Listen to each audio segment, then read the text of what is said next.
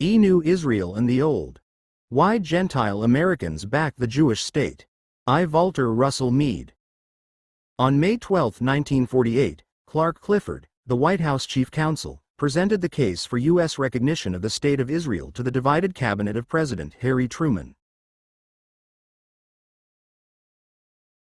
While a glowering George Marshall, the Secretary of State, and a skeptical Robert Lovett, Marshall's undersecretary, looked on, Clifford argued that recognizing the Jewish state would be an act of humanity that comported with traditional American values.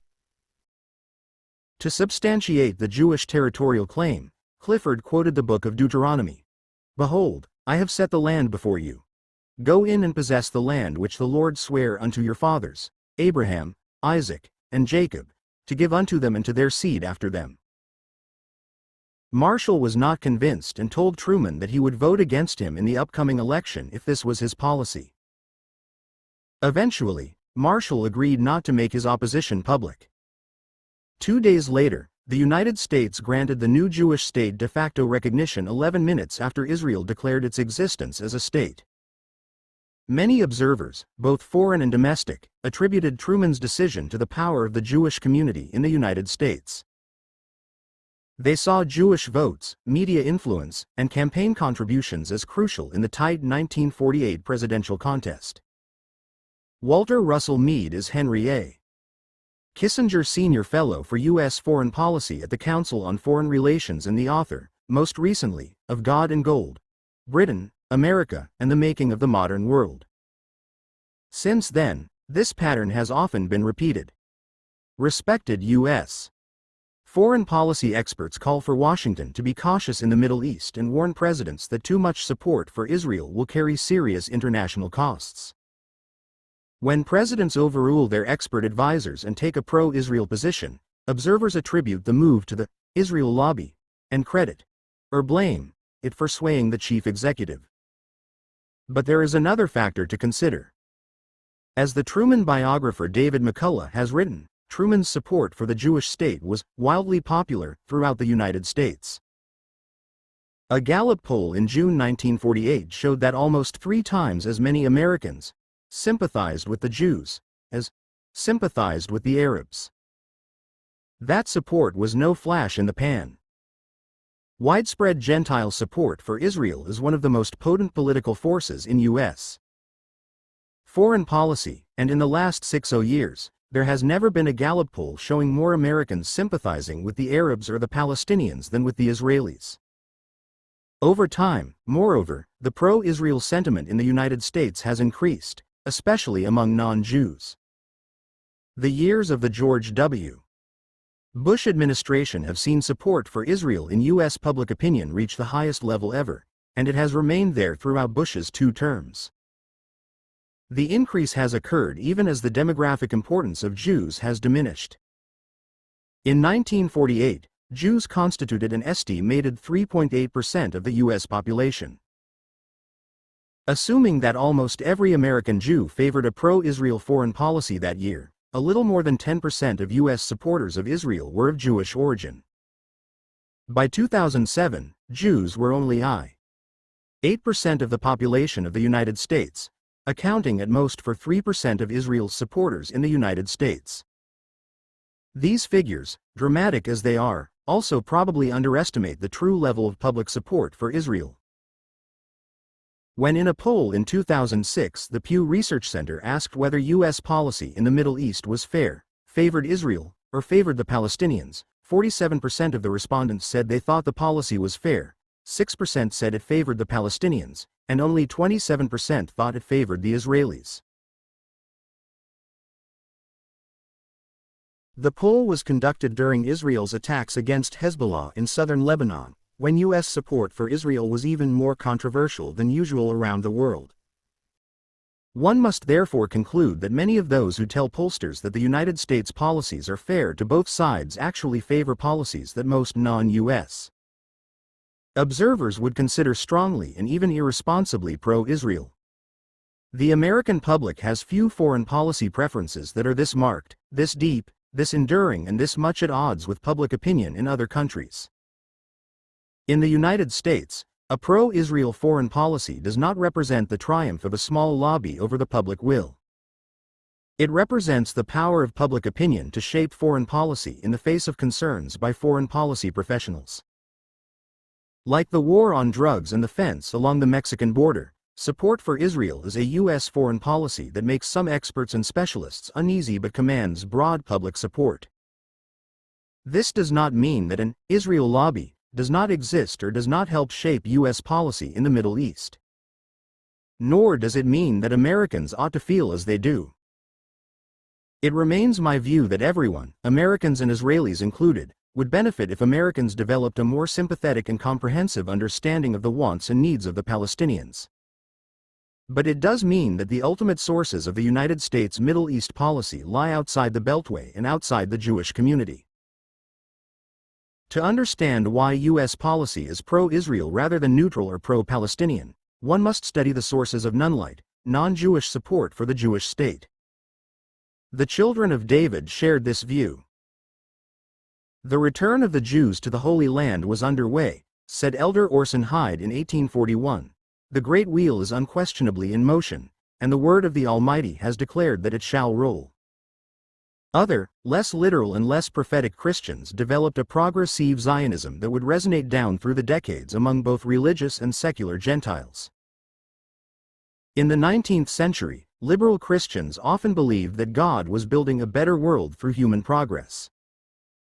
They saw the democratic and, relatively, egalitarian United States as both an example of the new world God was making and a powerful instrument to further his grand design.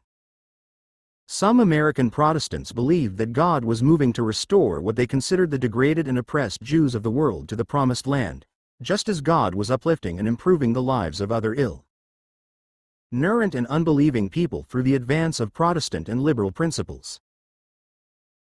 They wanted the Jews to establish their own state because they believed that this would both shelter the Jews from persecution and, through the redemptive powers of liberty and honest agricultural labor, uplift and improve what they perceived to be the squalid morals and deplorable hygiene of contemporary Ottoman and Eastern European Jews. As Adams put it, once restored to an independent government and no longer persecuted, they would soon wear away some of the asperities and peculiarities of their character and possibly in time become liberal Unitarian Christians. For such Christians, American Zionism was part of a broader program of transforming the world by promoting the ideals of the United States. Not all progressive Zionists couched their arguments in religious terms. As early as 1896, Niles' Weekly Register, the leading American news and opinion periodical through much of the first half of the 19th century, predicted and welcomed the impending return of the Jews to an independent state with Jerusalem as its capital. The magazine projected that the restoration of the Jews would further enlightenment and progress, and this, clearly, would be good for the United States as well as for the Jews. Widespread Gentile support for Israel is one of the most potent political forces in U.S. foreign policy. Prophetic Zionists, for their part, became more numerous after the American Civil War, and their views of the role a restored Jewish state might play in the events leading up to the apocalypse became more highly developed. Books and pamphlets highlighting the predicted restoration of the Jews and speculating on the identity and the return of the lost tribes of the ancient Hebrews were perennial bestsellers, and the association between Dwight Moody, the country's leading evangelist, and Cyrus Scofield, the important Bible scholar, put the future history of Israel firmly at the center of the imagination of conservative American Protestantism.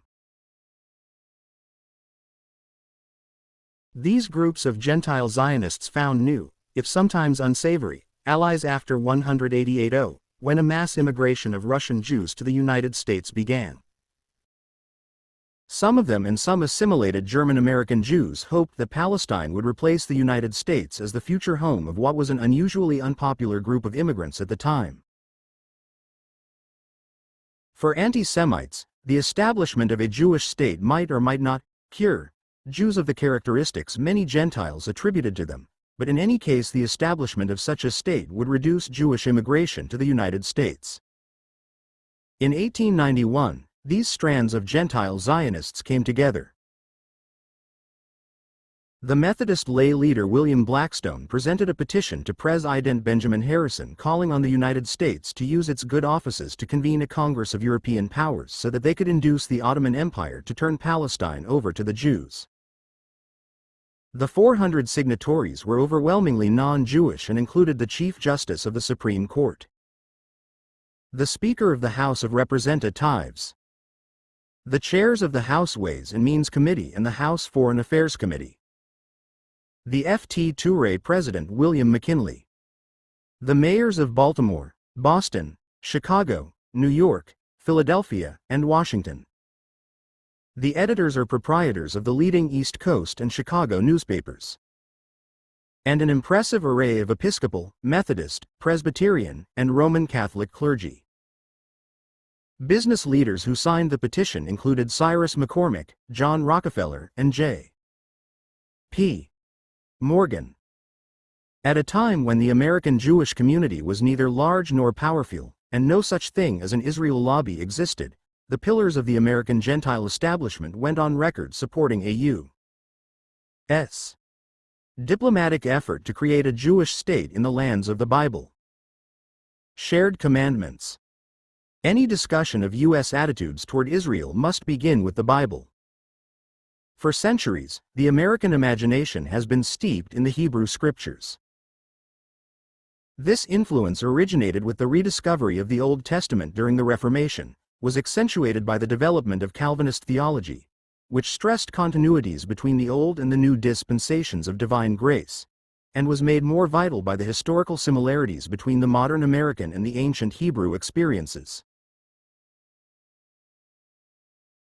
As a result, the language, heroes, and ideas of the Old Testament permeate the American psyche.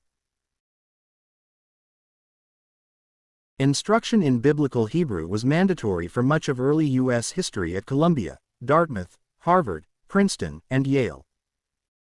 James Madison completed his studies at Princeton in 2 years but remained on campus an extra year to study Hebrew. Colonial preachers and pamphleteers over and over again described the United States as a new Canaan, a land flowing with milk and honey, and reminded their audiences that just as the Hebrews lost their blessings when they offended God, so, too, would the Americans suffer if they disobeyed the God who had led them into their promised land.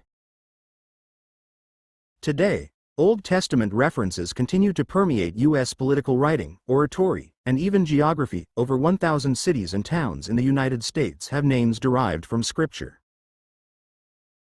The most dramatic religious expression of the importance of the Old Testament in American culture today is the rise of premillennial dispensationalism, an interpretation of biblical prophecies that gives particular weight to Old Testament religious concepts such as covenant theology and assigns a decisive role to a restored Jewish state, with Jerusalem as its capital, in future history. An estimated 7% of Americans seem to hold this theological position, making this group almost 4 times as large as the American Jewish community, and a considerably larger group is influenced by it to a greater or lesser degree. Proponents of this view often, although not always, share the view of some Orthodox Jews that the Jews must insist on a state that includes all the territory once promised to the Hebrews. They oppose any territorial compromise with the Palestinians and support Jewish settlements in the West Bank. But this is a minority view, even among U.S. supporters of Israel. Progressive Christian Zionism, on the other hand, is related to Christian ethics rather than prophecy. Much of it is rooted in guilt and a sense that Christians' past poor treatment of the Jews is now preventing Jews from accepting Christianity. For well over 1,000 years, the Jews of Europe suffered extraordinary and at times unspeakable cruelties at the hands of Europe's Christians. Although some American Protestants perpetuated this history of intolerance and antisemitism, many liberal American Protestants from the 19th century forward saw rejecting this past as one of the defining tasks of the Reformed and Enlightened American Church. Such Protestants could, and comfortably did, deplore Catholic antisemitism as a consequence of the regrettable corruptions of the Church under the papacy, but the antisemitic words and deeds of reformers such as Martin Luther could not be dismissed so easily. Many members of the liberal American Protestant churches considered it a sacred duty to complete the work of the Reformation by purging Christianity of its remaining medieval features, such as superstition, bigotry, and anti-Semitism. Making amends for past sins by protecting the Jews has long been an important religious test for many, although by no means all, American Protestants. By contrast, most American Christians have felt little or no guilt about their community's historical relations with the Muslim world. Many Muslims view Christian-Muslim conflict over the last millennium as a constant and relatively homogeneous phenomenon, but American Protestants do not. They generally deplore the cruelties of the Crusades and the concept of a holy war, for example, but they see them as Catholic errors rather than more broadly Christian ones, and in any case, they view the Crusades as long past and as a response to prior Muslim aggression. They also generally deplore the predations of European powers in more recent centuries, but they see them as driven by Old World imperialism rather than Christian ity and as such something for which they bear no responsibility. An important exception deserves to be mentioned: many U.S. missionaries active in the Middle East forged deep ties with the region's Arab inhabitants and strongly supported Arab nationalism, both from a dislike of European colonialism and out of the hope that a secular nationalist movement would improve the position of Arab Christians. This missionary community contributed both to the development of the Arabist contingent in the State Department and to the backlash in mainstream Protestant churches against Israeli policies in the occupied territories after the 1967 war. By 1948, many Christians in the United States felt a heavy burden of historical debt and obligation toward the Jews, but not the Muslims. If anything, they believed that the Islamic world was indebted to American Christian missionaries for many of its leading universities and hospitals, and that American Christian support before and after World War II had helped promote the emergence of independent Arab and Muslim states that was then taking place. Chosen cousins. The United States' sense of its own identity and mission in the world has been shaped by readings of Hebrew history and thought. The writer Herman Melville expressed this view: "We Americans are the peculiar, chosen people, the Israel of our time. We bear the ark of the liberties of the world." From the time of the Puritans to the present day, preachers, thinkers, and politicians in the United States, secular as well as religious, liberal as well as conservative, have seen the Americans as a chosen people, bound together less by ties of blood than by a set of beliefs and a destiny. Americans have believed that God, or history, has brought them into a new land and made them great and rich, and that their continued prosperity depends on their fulfilling their obligations toward God or the principles that have blessed them so far. Ignore these principles, turn toward the golden calf, and the scourge will come. Both religious and non-religious Americans have looked to the Hebrew Scriptures for an example of a people set apart by their Messiah and called to a world-changing destiny. Did the land Americans inhabit once belong to others? Yes, but the Hebrews similarly conquered the land of the Canaanites. Did the tiny U.S. colonies, armed only with the justice of their cause, defeat the world's greatest empire? So did David, the humble shepherd boy, fell Goliath. Were Americans in the 19th century isolated and mocked for their democratic ideals? So were the Hebrews, surrounded by idolaters. Have Americans defeated their enemies at home and abroad? So, according to the Scriptures, did the Hebrews triumph. And when Americans held millions of slaves in violation of their beliefs, were they punished and scourged? Yes, and much like the Hebrews, who suffered the consequences of their sins before God. This mythic understanding of the United States' nature and destiny is one of the most powerful and enduring elements in American culture and thought. As the ancient Hebrews did, many Americans today believe that they bear a revelation that is ultimately not just for them but also for the whole world. They have often considered themselves God's new Israel. One of the many consequences of this presumed kinship is that many Americans think it is both right and proper for one chosen people to support another. They are not disturbed when the United States' support of Israel, a people and a state often isolated and ostracized, makes the United States unpopular or creates other problems. The United States' adoption of the role of protector of Israel and friend of the Jews is a way of legitimizing its own status as a country called to a unique destiny by God.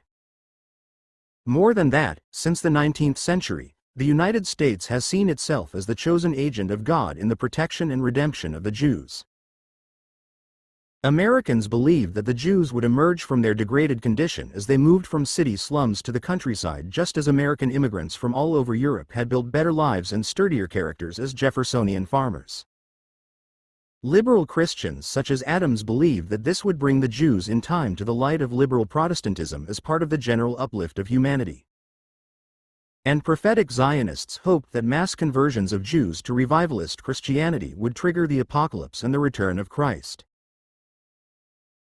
Either way, the United States' special role in the restoration of the Jews fulfilled Gentile Americans' expectations about the movement of history and confirmed their beliefs about the United States' identity and mission. Settler states. The United States and Israel also have in common their status as settler states, countries formed by peoples who came to control their current lands after displacing the original populations. Both states have been powerfully shaped by a history of conflict and confrontation with those they displaced, and both have sought justifications for their behavior from similar sources. Both the Americans and the Israelis have turned primarily to the Old Testament, whose hallowed pages tell the story of the conflict between the ancient Hebrews and the Canaanites, the former inhabitants of what the Hebrews believed was their promised land. Americans found the idea that they were God's new Israel so attractive partly because it helped justify their displacement of the Native Americans. As Theodore Roosevelt put it in his best-selling History of the American West, many of the best of the backwoodsmen were Bible readers, but they were brought up in a creed that made much of the Old Testament, and laid slight stress on pity, truth, or mercy. They looked at their foes as the Hebrew prophets looked at the enemies of Israel. What were the abominations because of which the Canaanites were destroyed before Joshua, when compared with the abominations of the red savages whose lands they, another chosen people, should in their turn inherit? Roosevelt himself, like his cousins Franklin and Eleanor, was a Christian Zionist. It seems to me entirely proper to start a Zionist state around Jerusalem, he wrote in 1918. Besides a direct divine promise, two other important justifications that the Americans brought forward in their contests with the Native Americans were the concept that they were expanding into empty lands, and John Locke's related fair use doctrine, which argued that unused property is a waste and an offense against nature. U.S. settlers felt that only those who would improve the land, settling it densely with extensive farms and building towns, had a real right to it. John Quincy Adams made the case in 1802, "Shall the Indians doom an immense region of the globe to perpetual desolation?" And Thomas Jefferson warned that the Native Americans who failed to learn from the whites and engage in productive agriculture faced a grim fate. They would relapse into barbarism and misery, lose numbers by war and want, and we shall be obliged to drive them, with the beasts of the forest, into the stony mountains. Through much of U.S. history, such views resonated not just with backwoods men but also with liberal and sophisticated citizens. These arguments had a special meaning when it came to the Holy Land. As pious Americans dwelt on the glories of ancient Jerusalem and the Temple of Solomon, they pictured a magnificent and fertile land, a land flowing with milk and honey, as the Bible describes it. But by the 19th century, when first dozens, then hundreds, and ultimately thousands of Americans visited the Holy Land and millions more thronged to lectures and presentations to hear reports of these travels, there was little milk or honey. Palestine was one of the poorest, most backward, and most ramshackle provinces of the Ottoman Empire. To American eyes, the hillsides and rocky fields of Judea were desolate and empty. God, many believed, had cursed the land when he sent the Jews into their second exile, which they saw as the Jews' punishment for their failure to recognize Christ as the Messiah. And so, Americans believed, the Jews belonged in the Holy Land, and the Holy Land belonged to the Jews. The Jews would never prosper until they were home and free, and the land would never bloom until its rightful owners returned. The prophet Isaiah had described the future return of the Jews to their homeland as God's grace bringing water to a desert land. And Americans watched the returning fertility of the land under the cultivation of early Zionist settlers with the astonished sense that biblical prophecy was being fulfilled before their eyes. The springs of Jewish colonizing vigor, amply fed by the money of world Jewry, flowed onto the desert, wrote Time magazine in 1946, echoing the language of Isaiah. 2 years later, following the Jewish victory in the 1948 war, it described the Arabs in terms that induce flinching today but represented common American perceptions at the time. The Western world tends to think of the Arab as a falcon-eyed warrior on a white horse. That Arab is still around, but he is far less numerous than the disease-ridden wretches who lie in the hot streets, too weak, sick and purposeless to roll over into the shade. Americans saw a contest between a backward and incapable people and a people able to settle the wilderness and make it bloom, miraculously fulfilling ancient prophecies of a Jewish state.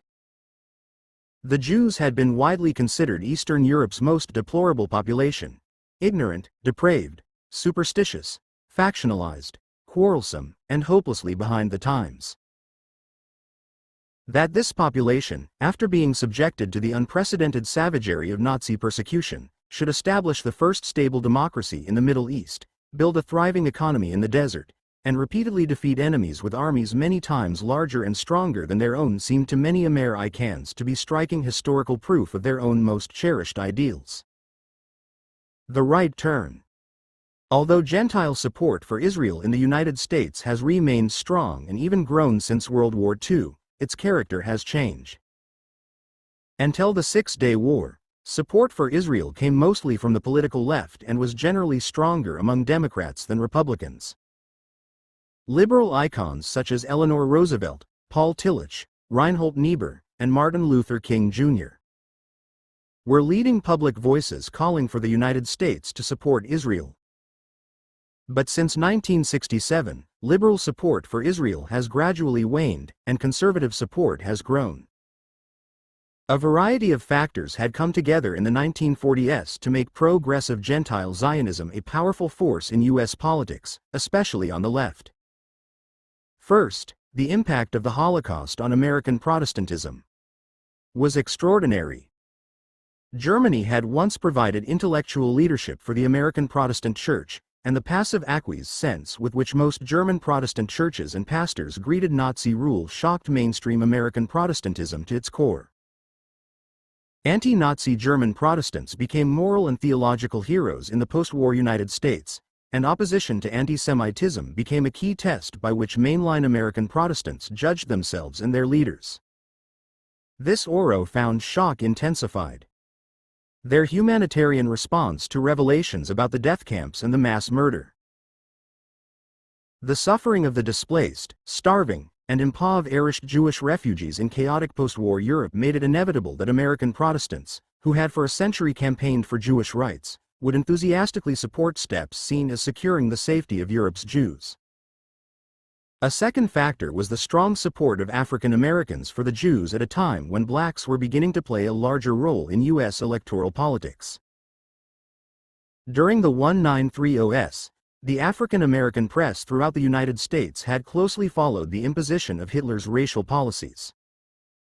African American leaders lost no opportunity to point out the similarities between Hitler's treatment of the Jews and the Jim Crow laws in the United States' segregated South.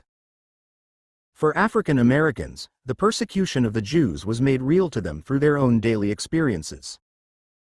It also provided them with Americans found the idea that they were God's new Israel so attractive, partly because it helped justify their displacement of the Native Americans. Important talking points to persuade whites that racial discrimination violated American principles, and it thus helped build the strong alliance between American Jews and the civil rights movement that existed from 1945 through the death of King. Even during World War II, the black activists W. E. B. Du Bois, Zora Neale Hurston, Langston Hughes, and Philip Randolph supported the precursor of the Israeli Likud Party in its effort to create a Jewish army. The civil rights leader Adam Clayton Powell Jr. went further, raising $150,000 for the militant Zionist group the Irgun Zavai Leumi, which he called an underground terrorist organization in Palestine, at a New York City rally. The Soviet Union's support for an independent state of Israel also helped. At Yalta, Joseph Stalin told Franklin Roosevelt that he, too, was a Zionist, and in May of 1947, Soviet Foreign Minister Andrei Gromyko announced before the United Nations that the Soviet Union supported the creation of a Jewish state. This backing, however short-lived, strengthened the view of many American leftists that the establishment of a homeland for the Jews was part of the general struggle for progress around the world. Indeed, in the decades after the war, many American liberals saw their support for Israel as part of their commitment to freedom. Anti-colonialism, the Jews of Palestine were seeking independence over British opposition. The struggle against racial and religious discrimination, secularism, humanitarianism, and the progressive tradition in U.S. politics. Israel at the time seemed to be an idealistic secular experiment in social democracy. American Jews and American Gentiles alike went to Israel to experience the exhilarating life of labor and fellowship of the kibbutz. In 1948, therefore, when Truman decided to support the creation of Israel, he was thinking about not just the Jewish vote. Support for Israel was popular with the blacks in the North, who were attracted to the Democratic Party by the New Deal and Truman's own slow progress toward supporting civil rights. The cause of Israel helped with voters on the left otherwise tempted to support Henry Wallace and the progressives. And it also helped Truman compete among conservative, church-going, Bible-reading Southern voters against Strom Thurmond's Dixiecrats. Support for Israel, in fact, was one of the few issues that helped pull the fractious Democratic Party coalition together. Since the 1967 war, however, the basis of Israel's support in the United States has shifted. Backing for Israel has tended to weaken on the left and grow on the right. On the left, a widespread dislike of Israel's policies in the occupied territories and a diminished concern for its security in the wake of its triumph in the war led many African Americans, mainline Protestants, and liberal intellectuals, once among Israel's staunchest U.S. allies, toward growing sympathy with Palestinian views. Increased identification on the part of blacks with anti-colonial movements worldwide, the erosion of the Black-Jewish alliance in U.S. domestic politics, and the rising appeal of figures such as Malcolm X and the leaders of the Nation of Islam also gradually reduced support for Israel among African Americans. The liberal Protestant churches, for their part, were newly receptive to the perspectives of those missionaries sympathetic to Arab nationalism, and as the mainstream churches became more critical of traditional American ideas about the United States' national identity and destiny, they distanced themselves ever further from traditional readings of the Old Testament. On the other hand, relations between American Catholics and the Jews began to improve after the 1967 war, largely due to the Catholic Church's new theological approach toward the Jews since the Second Vatican Council. On the right, the most striking change since 1967 has been the dramatic intensification of support for Israel among evangelical Christians and, more generally, among what I have called Jacksonian voters in the U.S. heartland. Jacksonians are populist nationalist voters who favor a strong U.S. military and are generally skeptical of international organizations and global humanitarian aid. Not all evangelicals are Jacksonians, and not all Jacksonians are evangelicals, but there is a certain overlap between the two constituencies. Many Southern whites are Jacksonians. So are many of the swing voters in the North known as Reagan Democrats. Many Jacksonians formed negative views of the Arabs during the Cold War. The Palestinians and the Arab states, they noted, tended to side with the Soviet Union and the non-aligned movement against the United States. The Egyptians responded to support from the United States in the 1956 Suez Crisis by turning to the Soviets for arms and support, and Soviet weapons and Soviet experts helped Arab armies prepare for wars against Israel. Jacksonians tend to view international affairs through their own unique prism, and as events in the Middle East have unfolded since 1967, they have become more sympathetic to Israel even as many non-Jacksonian observers in the United States and many more people in the rest of the world have become less so. The Six-Day War reignited the interest of prophetic Zionists in Israel and deepened the perceived connections between Israel and the United States for many Jacksonians. After the Cold War, the Jacksonians found that the United States' opponents in the region, such as Iraq and Iran, were the most vociferous enemies of Israel as well. Jacksonians admire victory, and total victory is the best kind. The sweeping, overwhelming triumph of Israeli arms in 1967 against numerically superior foes from 3 different countries caught the imaginations of Jacksonians, especially at a time when the United States' poor performance in Vietnam had made many of them pessimistic about their own country's future. Since then, some of the same actions that have hurt Israel's image in most of the world, such as ostensibly disproportionate responses to Palestinian terrorism, have increased its support among Jacksonians. When a few rockets launched from Gaza strike Israel, the Israelis sometimes respond with more firepower, more destruction, and more casualties. In much of the world, this is seen as excessive retaliation, an offense equal to or even greater than the original attack. Jacksonians, however, see a Palestinian rocket attack on Israeli targets as an act of terrorism and believe that the Israelis have an unlimited right, perhaps even a duty, to retaliate with all the force at their command. Since the 195 OS, when Palestinian raiders started slipping across the ceasefire line to attack Israeli settlements, many Palestinians and Arabs have, with some justification, seen these incursions as acts of great courage in the face of overwhelming power. But such sneak attacks against civilian targets, and especially suicide bombings, violate basic Jacksonian ideas about civilized warfare. Jacksonians believe that only overwhelming and total retaliation against such tactics can deter the attackers from striking again. This is how the American frontiersmen handled some of the same actions that have hurt Israel's image in most of the world have increased its support among Jacksonians. Native Americans, how the Union General William Sherman educated the Confederacy, and how General Douglas MacArthur and Truman repaid the Japanese for Pearl Harbor.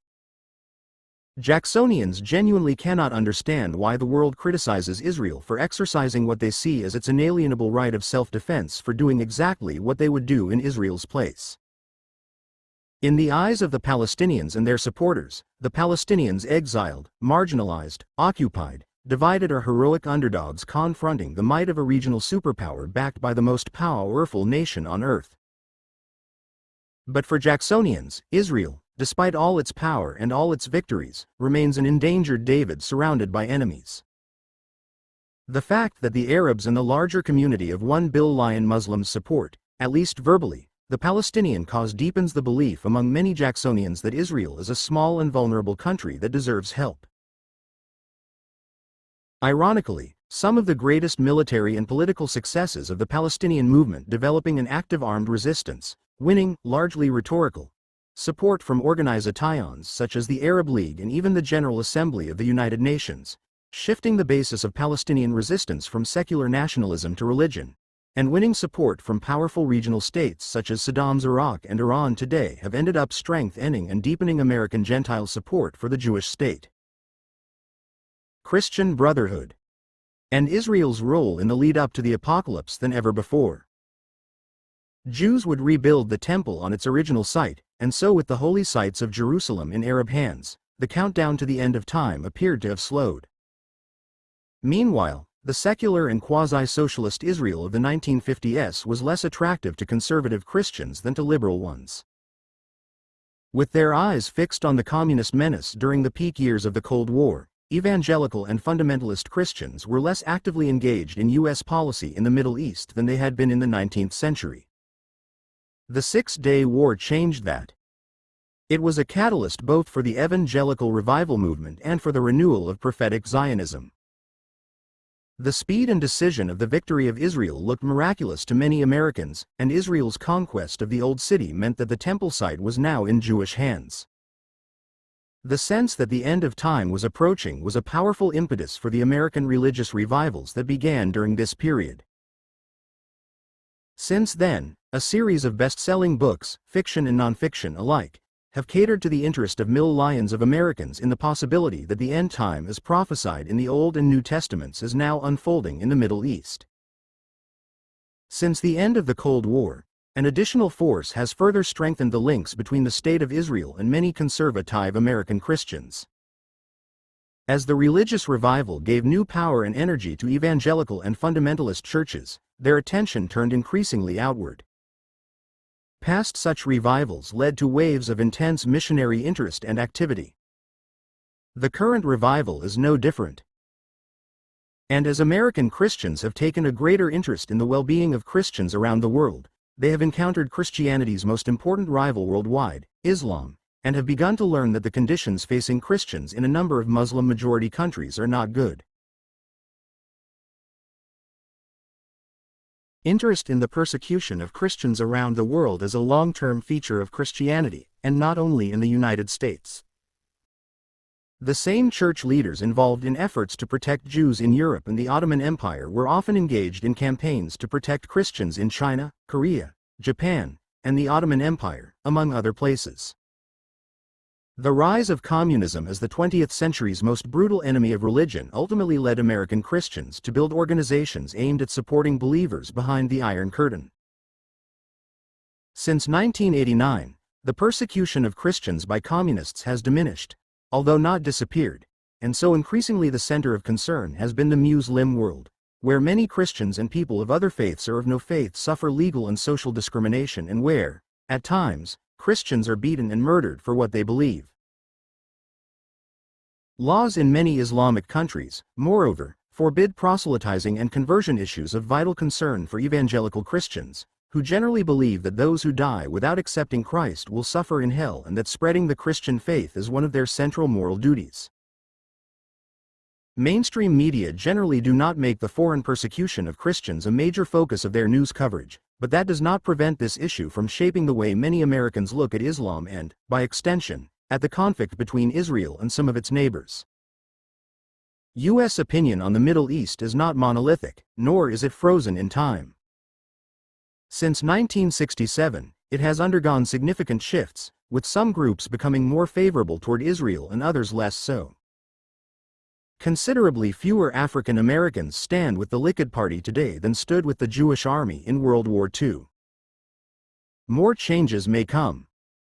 A Palestinian and Arab leadership more sensitive to the values and political priorities of the American political culture could develop new and more effective tactics designed to weaken, rather than strengthen, American support for the Jewish state. An end to terrorist attacks, for example, coupled with well-organized and disciplined nonviolent civil resistance, might alter Jacksonian perceptions of the Palestinian struggle. It is entirely possible that over time, evangelical and fundamentalist Americans will retrace Jimmy Carter's steps from a youth-filled Zionism to what he would call a more balanced position now. But if Israel should face any serious crisis, it seems more likely that opinion will swing the other way.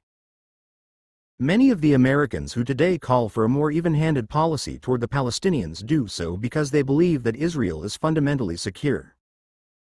Should that assessment change, public opinion polls might well show even higher levels of U.S. support for Israel. One thing, at least, seems clear. In the future, as in the past, U.S. policy toward the Middle East will, for better or worse, continue to be shaped primarily by the will of the American majority, not the machinations of any minority, however wealthy or engaged in the polit-ical process some of its members may be.